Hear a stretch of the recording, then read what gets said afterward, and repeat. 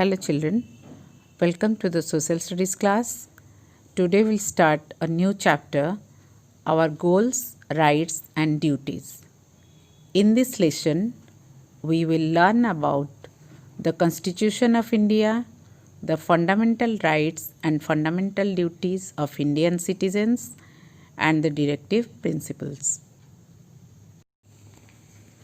Our country India gained independence on 15th August 1947. So the next task before our leaders was to form a government. For this, a constituent assembly was set up. The members of the constituent assembly were elected by the people of India.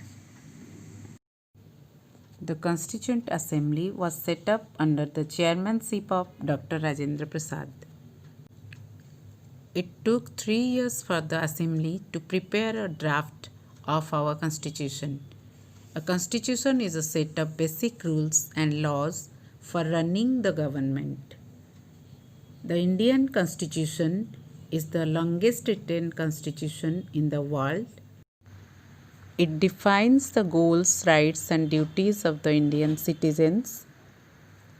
Our constitution was adopted on 26 January 1950 and India became a sovereign, socialist, secular and democratic republic.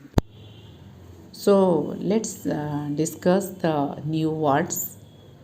The word sovereign means that India is an independent country. No other country can impose its supremacy on her. Then, the word socialist means that the constitution declares every citizen to be equal. Equal opportunities are given to all the Indian citizens. There should be no difference between rich or poor. All citizens are equal in the eyes of the law. The word secular means that all religions are given equal importance.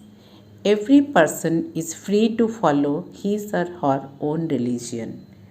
No discrimination will be made on the basis of religion. India has a democratic form of government. It means that people choose their own government. Every citizen of India who is 18 years old and above has the right to vote to choose the representative to form the government. India is the largest democracy in the world. Abraham Lincoln has defined democracy as the government of the people, for the people and by the people. Indian Constitution has given certain rights to its citizens. These are called fundamental rights. It also lays down the duties of the citizens, which are called the fundamental duties.